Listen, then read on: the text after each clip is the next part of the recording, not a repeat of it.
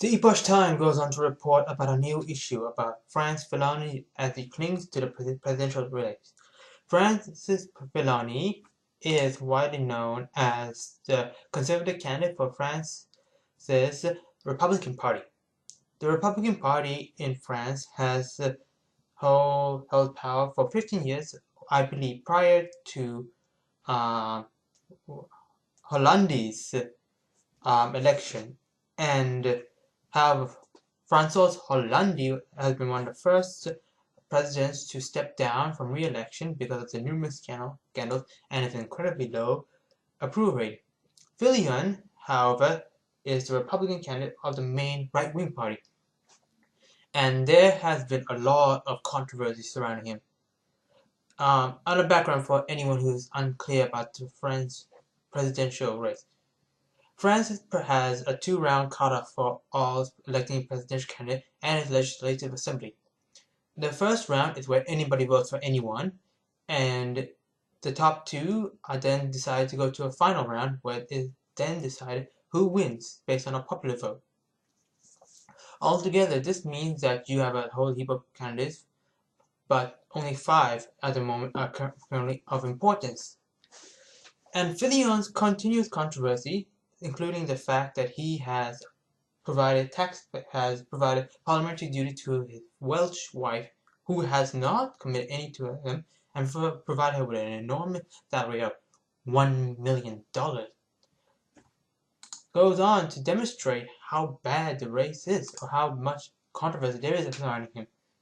Now, there are 5 candidates or 5 candidates of importance in this race.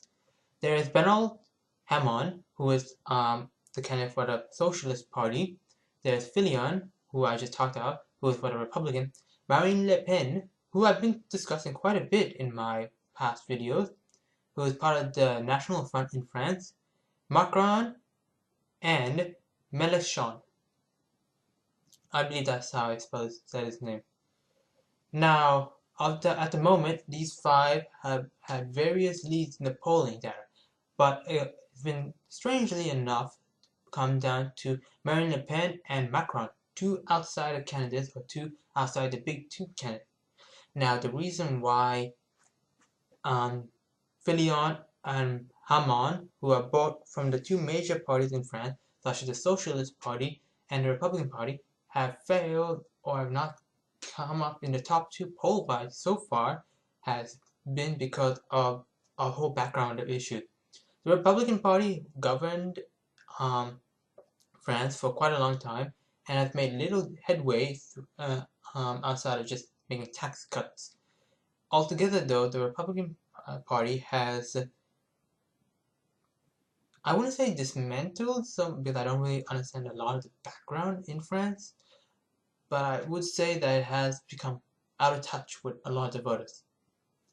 Unfortunately, Hamon, who is part of the Socialist Party and the left wing of that party at that, has also come under quite a lot of fire, because not only is he taking up the mantle of the Socialist Party, which has been responsible for the corruption in France, the increase in corruption at least, the lack of spying or lack of ethics, mismanagement, and responsibility for the terrorist incidents. But he has also come under fire from his very own party, who have disbanded him, and many have decided to go for Macron, an independent. Now, Macron is a centrist, and Marine Le Pen is a far-right candidate. So what's the problem with this so far? Well, if Fillon is quit or is forced out of the party, that would basically be a death blow to the Republicans. Not only would they probably lose a lot of seats in the Legislative Assembly, it is almost certainly guaranteed that Marine Le Pen will get in. Now, a lot of people are going to say that that's no way. Marine Le Pen is the far-right candidate. Well, if you've seen my videos, you've noticed that a rise of populism has been occurring in a lot of industrial nations, whether it be in Japan, Australia, Canada, no, not Canada actually, the UK, Spain, Greece, And altogether, the far left cannot actually deal with the situation. But I'll get to that at a later date, or at least not in the current form. So you should not surrender to anger, to wear your anger, told Fillon at a rally on Place de Trafalgar, buffeted by rain and wind. He thanks those who will never give up. You will always listen to the siren calls of discouragement. Now, the Epoch Times goes on to report why the Fillon is trying to continue to be a part of this race, but I also talk about 2 points about why he's failing, other than just his corruption. First and foremost, the Epoch Times goes on to talk about and discuss is that Fillon tries to bring up France's past. Now that's a good thing if you want to keep the status quo, or if you want to make some tweaking changes or technocratic changes. But with the rise of terrorist incidents in France, and the fact that France's economy has been quite bad, so much so that they've had to change the unemployed numbers to how do I say it, to show less employed people. But Fillon himself, but then there's Macron, but Fillon himself actually is quite conservative in the Republican Party themselves. He's for those that don't know, he's like the not Tony Abbott so much as George Christensen, or the George Christensen of the Republican Party. He's more to the right than what is the mainstream of that, and that's the bad.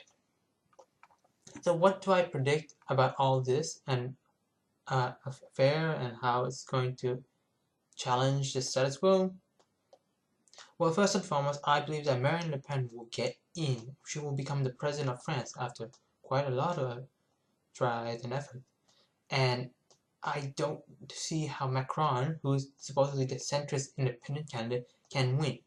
I've done a little bit of analysis on Macron's policies, and he hasn't provided strong standpoints or strong stances.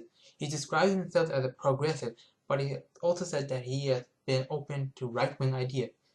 And that's a bit of a problem, because his ideas so far have been to increase healthcare expenditure, which is a good thing. However, he's also made a policy of cutting out public service jobs and making a promise to that. And that's a very bad idea, especially since France, like I said before, has a high unemployment rate, especially for the youth. Altogether, though, it's not a pretty picture, and I don't know what else I can say.